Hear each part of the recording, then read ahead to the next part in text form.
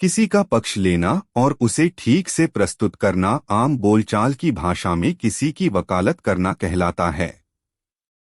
भारतीय संविधान के निर्माता बाबा साहेब डॉक्टर भीमराव आम्बेडकर एक जाने माने वकील भी थे।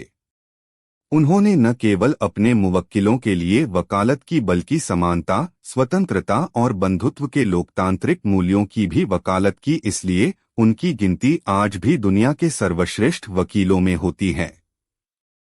डॉक्टर आम्बेडकर ने एक लक्ष्य को ध्यान में रखकर कानून की पढ़ाई की। उन्होंने जीवन भर उसी लक्ष्य के साथ काम किया।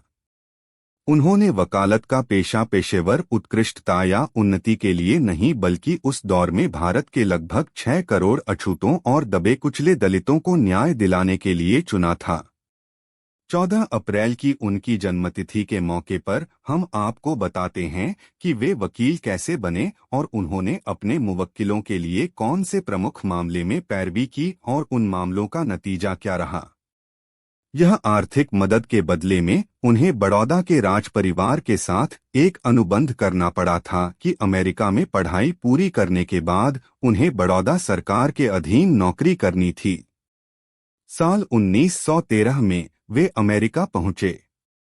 अमेरिका में उनका परिचय दुनिया भर के विभिन्न विचारकों और उनकी विचारधाराओं से हुआ। उससे उनके सामने जीवन का लक्ष्य स्पष्ट हो गया था। अमेरिका में पढ़ाई के दौरान कई जगहों पर इस बात का जिक्र मिलता है कि वे 18 से 18 घंटे तक पढ़ाई किया करते थे। इस अवधि के दौरान उन्होंने अर्थशास्त्र, समाजशास्त्र, राजनीति विज्ञान, एथिक्स और मानव विज्ञान का अध्ययन किया। 1915 में भारत का प्राचीन व्यापार विषय पर थीसिस प्रस्तुत करने के बाद उन्होंने एमए की डिग्री हासिल की। 1916 में उन्होंने भारत का राष्ट्रीय लाभांश थीसिस प्रस्तुत की। डॉक्टर आम्बेडकर जितना पढ़ रहे थे उतना ही उनके पढ़ने और जानने की भूख बढ़ रही थी। उन्होंने बड़ौदा के महाराज सयाजीराव गायकवाड़ से आगे की पढ़ाई करने की अनुमति मांगी। उन्हें वह अनुमति मिल भी गई। इसके बाद वो अर्थशास्त्र और कानून की उच्च शिक्षा हासिल करने के लिए लंदन पहुंचे। उन्होंने अर्थशास्त्र में शिक्षा के लिए लंदन स्कूल ऑफ इकोनॉमिक्स में दाखिला लिया, जबकि कानून की पढ़ाई के लिए ग्रेस इन में नामांकन लिया। 1917 में बड़ौदा सरकार की छात्रवृत्ति समाप्त हो गई और अफसोस के साथ उन्हें अपनी पढ़ाई बीच में ही छोड़नी पड़ी। इस बीच उनके परिवार को आर्थिक मुश्किलों का सामना करना पड़ रहा था। इस स्थिति को देखते हुए ही आम्बेडकर ने भारत लौटने का फैसला लिया था। अनुबंध के मुताबिक उन्होंने बड़ौदा सरकार के लिए काम करना शुरू कर दिया। वहां उन्हें अन्य कर्मचारियों से अत्यधिक जातिगत भेदभाव सहना पड़ता था। यहां तक कि बड़ौदा में रहने के लिए जगह ढूंढने में भी उन्हें मुश्किलों का सामना करना पड़ा था। फिर उन्होंने बंबई वापस लौटने का फैसला किया। बड़ौदा सरकार के साथ काम करने के अपने अनुभव के बारे में आम्बेडकर ने अपनी आत्मकथा में लिखा है, मेरे पिता ने मुझे पहले ही कह दिया था कि इस जगह काम मत करना। शायद उन्हें इस बात का अंदाजा था कि वहां मेरे साथ कैसा व्यवहार होगा। वर्ष 1917 के अंत में आम्बेडकर बंबई पहुंचे। वहां उन्होंने सिडेनहैम कॉलेज में प्रोफेसर पद के लिए आवेदन किया।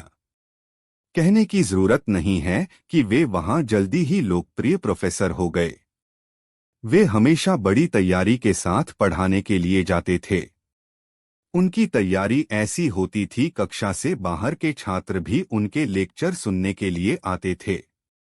1919 में उन्होंने अछूत समाज की मुश्किलों को साउथबरो कमीशन के सामने प्रस्तुत किया। इस मौके पर उनकी प्रतिभा की झलक सबको दिखी थी। 1920 में उन्होंने अछूतों की दुर्दशा को दुनिया के सामने लाने के उद्देश्य से मूकनायक समाचार पत्र की शुरुआत की और आधिकारिक तौर पर एक तरह से अछूतों की वकालत शुरू की। लेकिन चूंकि सिडेनहैम कॉलेज की नौकरी सरकारी थी, इसलिए उन पर कई तरह की पाबंदियां भी थीं।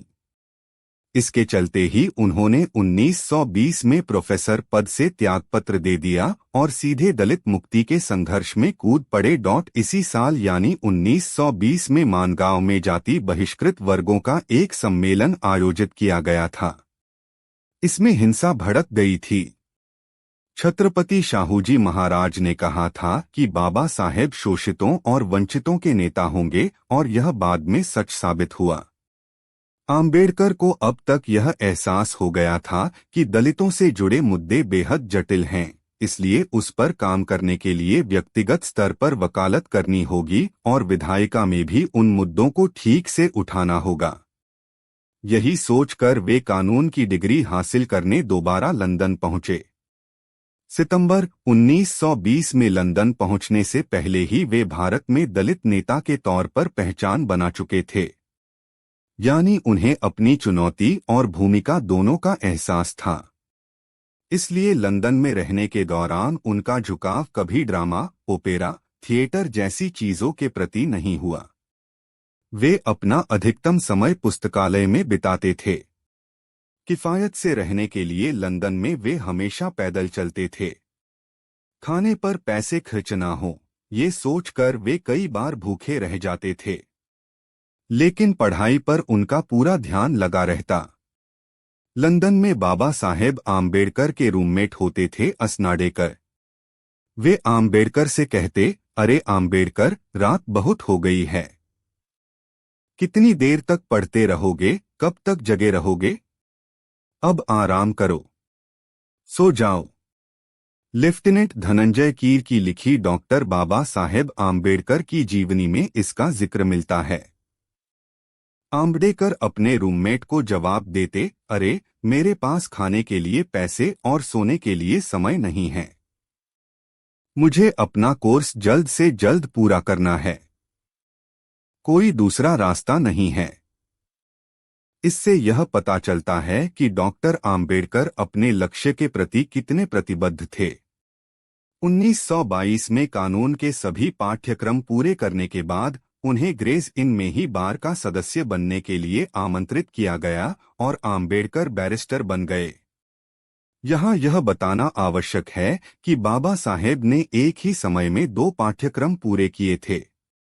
ग्रेस इन में कानून की पढ़ाई के दौरान ही उन्होंने London school of economics LSE में उच्च अर्थशास्त्र की डिग्री भी हासिल की। 1923 में लंदन स्कूल ऑफ इकोनॉमिक्स ने उनकी थीसिस को मान्यता दी और उन्हें डॉक्टर ऑफ साइंस की उपाधि से सम्मानित किया। एक ही वर्ष में वे डॉक्टर और बैरिस्टर बन गए थे। हमारे देश में ऐसे कितने वकील हैं जिनके वकील बनने की सालगिरह मनाई जाती है। आपको यह जानकर अचरज हो सकता है कि बीते साल भारत के सर्वोच्च न्यायालय ने डॉक्टर आम्बेडकर के वकील बनने की 100वीं वर्षगांठ मनाई थी। यह डॉक्टर आम्बेडकर के काम के प्रति श्रद्धांजलि थी। हालांकि 100 साल पहले इस मुकाम तक पहुंचने के लिए उन्हें खासा संघर्ष करना पड़ा था। मुंबई के बार काउंसिल की सदस्यता लेने के लिए आवेदन करने तक के पैसे उनके पास नहीं थे। ऐसे में उनके मित्र नवल भथेना ने उन्हें 500 रुपए दिए थे। तब उन्होंने बार काउंसिल की सदस्यता के लिए आवेदन किया था। 4 जुलाई 1923 को उन्हें सदस्यता मिली और 5 जुलाई से उन्होंने वकालत शुरू कर दी। वकालत की पढ़ाई पूरी करने के बाद ब्रिटिश सरकार ने डॉक्टर आम्बेडकर को 2500 रुपए महीने की पगार पर जिला न्यायाधीश की नौकरी का प्रस्ताव दिया था, जो बेहद आकर्षक था, लेकिन उन्होंने वकालत का पेशा ही चुना।